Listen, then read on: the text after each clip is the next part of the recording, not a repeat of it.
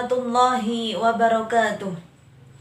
Bismillah, alhamdulillah, assalatu wassalamu ala rasulillah Sayyidina wa maulana Muhammadin wa ala alihi wa ashabi ajma'in, amma ba'd. Bagaimana kabarnya anak-anakku siswi MTS Salafiyah? Semoga kita dan juga keluarga tetap diberi kesehatan dan semoga Allah memberikan kemudahan kepada kita untuk menerima materi yang akan kita pelajari pada pagi hari ini. Untuk materi bab 1 pada semester genap ini kita akan belajar tentang bacaan gharib.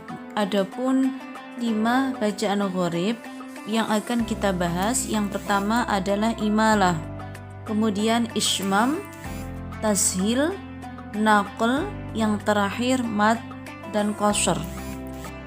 Materi yang pertama kita bahas adalah bacaan gharib imalah. Imalah secara bahasa artinya condong atau miring. Sedangkan secara istilah, imalah adalah mencondongkan bacaan harokat fathah pada harokat kasroh sekitar 2/3-nya. Selanjutnya adalah pembagian imalah. Bacaan imalah dibagi menjadi 2, yaitu imalah sugro dan imalah kubro. Yang pertama adalah imalah sugro.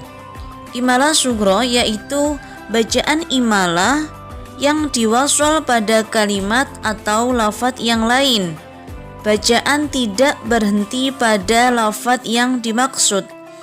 Menurut Imam Hafiz, bacaan imalah hanya terdapat pada surat Hud ayat 41. Selainnya tidak ada. Karenanya beliau hanya menyatakan satu imalah di dalam Al-Quran, sehingga tidak ada pembagian imalah. Perhatikan contoh imalah sugro di bawah ini. Hanya terdapat satu imalah yang ada di dalam Al-Quran, yaitu surat Hud ayat 41. Lafadznya adalah wa qala rukabu fiha bismillahi majriha wa mursaha. Dalam lafadz tersebut ada lafadz majroha. Majroha ini merupakan bacaan imalah, yaitu imalatun nutqi bainal fathati wal kasrati bitarqiqi. Artinya mencondongkan atau memiringkan bacaan antara fathah dan kasrah dengan hukum bacaan tipis. Miringnya bacaan antara fathah dan kasrah itu kira-kira 2/3 atau sama halnya panjang 1 alif atau 2 harokat, sebagaimana mad tabi'i. Oleh karenanya bacaan majroha ini dibaca majreha. Pembagian imalah yang kedua adalah imalah kubro, yaitu semua lafadz yang ada di dalam Al-Quran yang akhirannya terdapat alif maqsuroh atau alif bengkong. Hal ini merupakan pendapat dari Imam Warosh.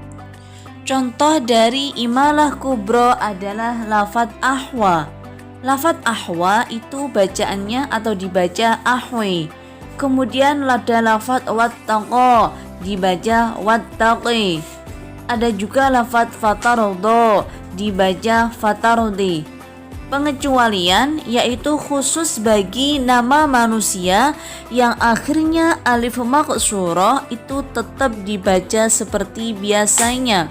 Misalkan Isa tetap dibaca Isa. Kemudian ada lafadz Musa, kemudian dibaca Musa.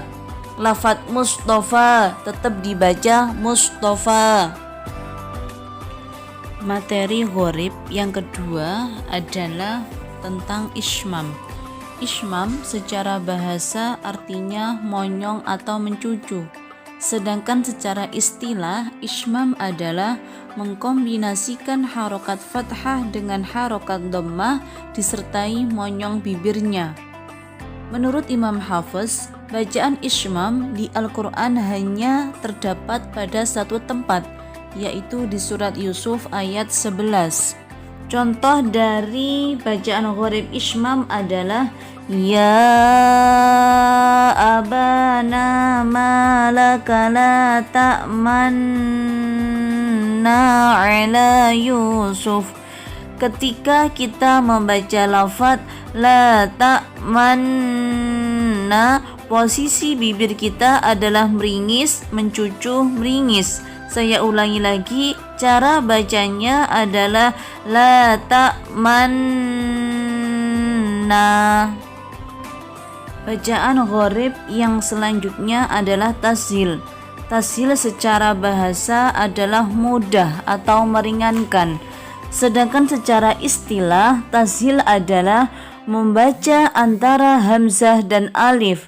Hamzah pertama dibaca tahqiq atau jelas dan pendek, sedangkan hamzah kedua dibaca tashil.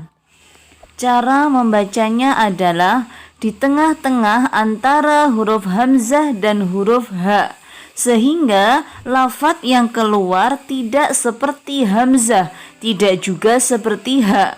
Akan tetapi lafaz yang keluar di tengah-tengah kedua huruf tersebut samar-samar.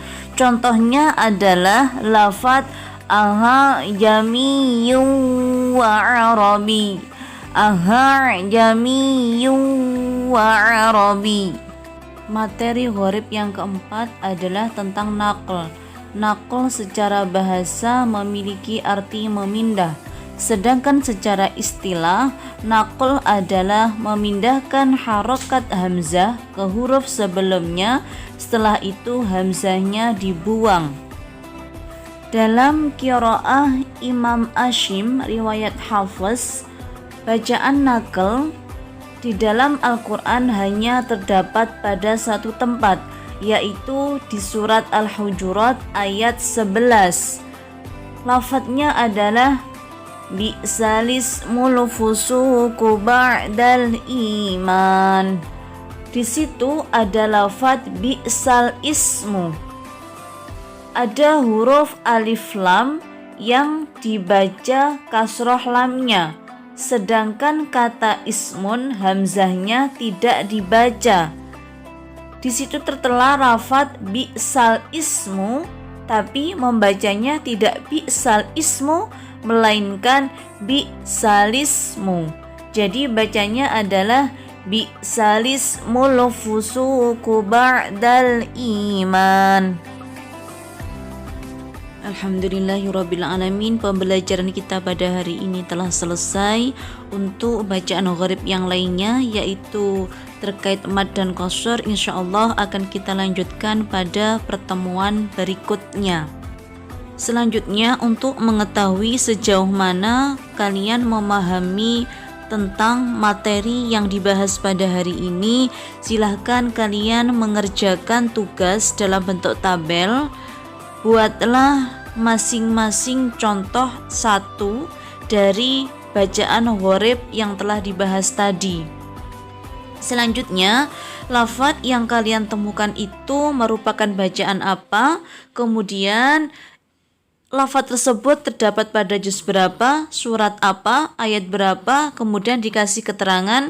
Keterangan ini merupakan alasan lafadz tersebut dibaca, misalkan alasan mengapa lafadz tersebut dibaca naql, seperti itu.